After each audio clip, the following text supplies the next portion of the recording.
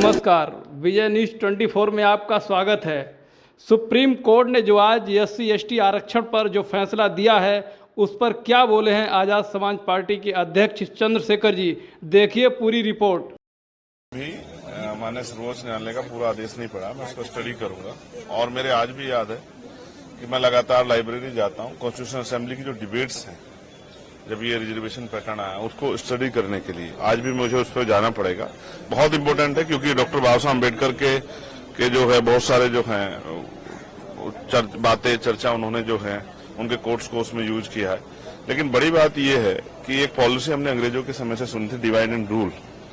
मुझे ऐसा लगता है कि ये जो एकजुटता शेड्यूल कास्ट शेड्यूल ट्राइब के लोगों में हो रही है उसको तोड़ने के लिए डिवाइड एंड रूल की पॉलिसी को इख्तियार किया जा रहा है।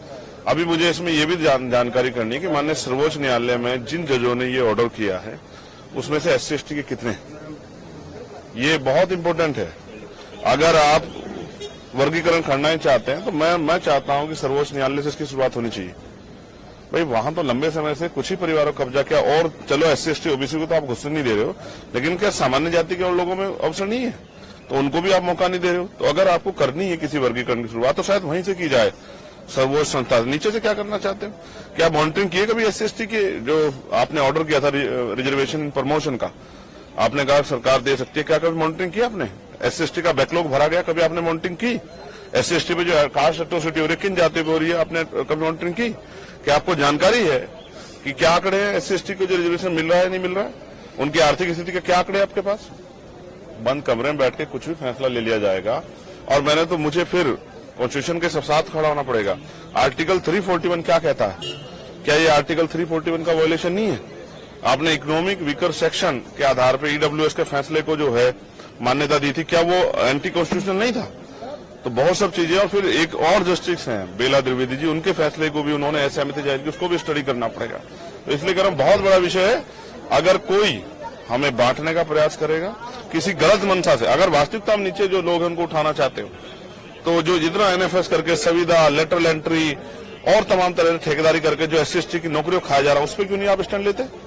तो ये बहुत कुछ है इसमें देखने के लिए। अब इसको देखेंगे और फिर प्रेस करके प्रेस क्लब में अपनी पूरी बात विस्तार रखें, क्योंकि ये बड़े समुदाय का मामला है, ये मेरे व्यक्तिगत का मामला नहीं है। ये एक बड़े समाज का, जो आजादी के 75 साल बाद भी, जिसको हम अमृतकाल कह रहे हैं, सरकार अमृतकाल कह रही है, और जिसको कह रहे हैं विकसित भारत, उसकी 5वीं देश की दुनिया की 5वीं अर्थव्यवस्था की जहां बात हो रही है, वहां SC/ST कहां खड़ा है? क्या कास्ट एट्रोसिटी खत्म होगी?